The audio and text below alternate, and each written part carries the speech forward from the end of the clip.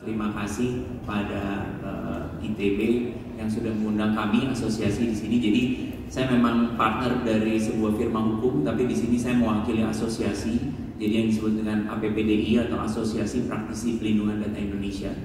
Jadi memang waktu saya menerima undangan dari panitia, saya sampai mastiin lagi nih, panitia ini nggak salah kan ngundang saya. Takutnya mau undangnya Raditya Dika, Pak. Tapi kekirimnya ke saya gitu kan. Ya karena setahu saya sampai sekarang belum ada fakultas hukum nih gitu. Nih nggak salah nih ngundang orang hukum. Takutnya saya salah ngomong nih nanti di hadapan mahasiswa atau di hadapan seniman. Tapi semoga saya bisa berbagi ya Bapak Ibu, tenang. Saya tidak akan menyebutkan pasal-pasal dalam undang-undang. Jadi semoga nggak terlalu membosankan. Tapi kita akan coba membahas mengenai realita yang terjadi sekarang di masyarakat, terutama dengan perkembangan data dan lain-lain. Jadi memang bisa dibilang selama mungkin 10 tahun terakhir dengan latar belakang hukum saya, tapi memang saya banyak bersinggungan dengan data gitu. Karena memang semakin tipis irisannya antara data, realita, ilusi gitu. Dan bahkan ketika saya mengambil kuliah master yang dibilang dengan hukum, itu sekarang adalah code. Code dari apa? Code dari aplikasi-aplikasi software yang kita gunakan. Itu sudah seperti hukum. Kenapa? Karena code yang membentuk aplikasi-aplikasi itu, source code itu, itulah yang sekarang membentuk behavior kita sebetulnya sekarang. Apa yang menentukan ketika Bapak Ibu masuk ke dalam suatu aplikasi mesti login dan menyerahkan data pribadi Bapak Ibu? Karena memang aplikasinya dibuat seperti itu. Aplikasi itu dibuat dengan source code. Gitu. Jadi yang menentukan behavior Bapak Ibu, yang menentukan data apa yang perlu diserahkan, yang menentukan bagaimana Bapak Ibu bertransaksi tadi yang disampaikan oleh Pak Kris di media sosial atau mungkin di aplikasi e-commerce, yaitu adalah coding dari aplikasi itu sendiri. Jadi coding dari aplikasi itu sendiri sekarang bisa dibilang sudah sama kekuatannya dengan hukum.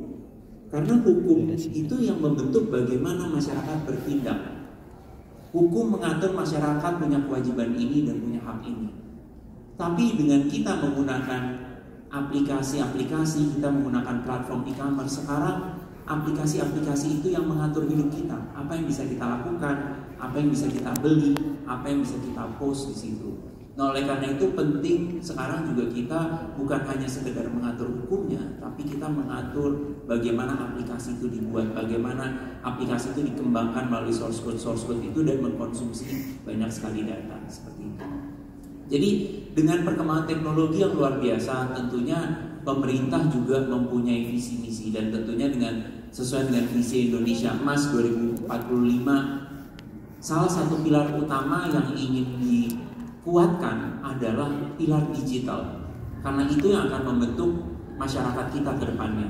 Dengan pemerintahan digital, dengan ekonomi digital tentunya, dengan Bank Indonesia mengadakan Kris Art and Culinary Festival, ingin mengencourage masyarakat untuk menggunakan QRIS.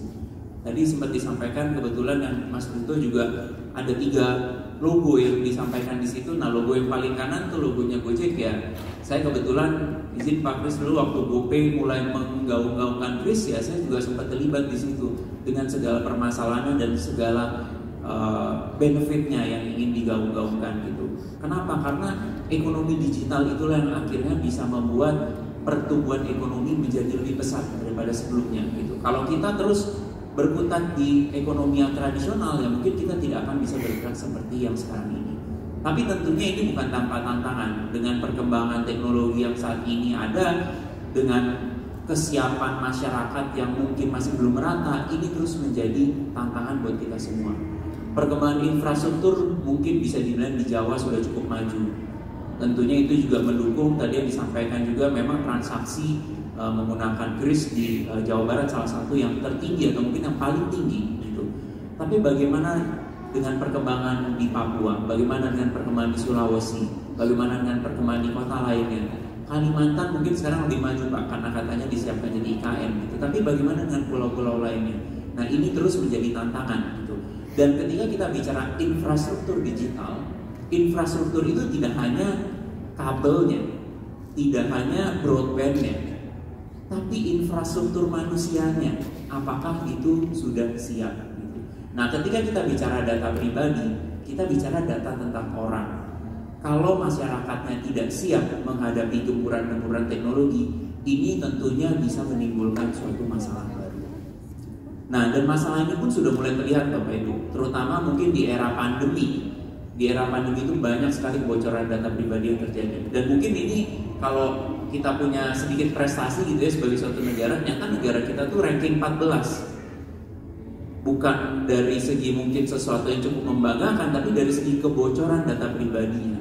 Peringkat 14. Apakah peringkat ini akan semakin naik, justru kita mengincar 5 besar, atau justru semakin turun? Harapannya kan semakin turun gitu. Tapi ease of doing business, kemudahan berusaha dan lain-lain, harapannya semakin meningkat gitu. Nah, prestasi-prestasi ini yang seharusnya tidak kita pertahankan atau bahkan harus kita tekan sebisa mungkin. Dan ini tentunya ketika kita bicara kebocoran data pribadi, kita tidak bisa hanya menyalahkan dari sisi perusahaan yang lalai menjaga datanya, atau mungkin dari pemerintah yang belum terlalu tegas dalam melakukan enforcement. Tapi kita sebagai masyarakat, kita juga perlu punya awareness. Saya berkali-kali ditanya, gimana caranya supaya saya nggak diteleponin sama orang nawarin KTA tiap hari? Mau saya melakukan awareness ke perusahaan, mau saya bilang ini loh, gini loh perusahaan menjaga data pribadi, tetap pertanyaan-pertanyaan seperti itu muncul gitu.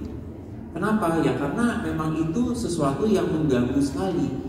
Tapi biasanya kalau kita runut-runut, ya karena kita sering pakai social media, kita pakai berbagai macam platform, kita diminta KTP dikasih, diminta SIM dikasih, diminta nomor rekening dikasih gitu.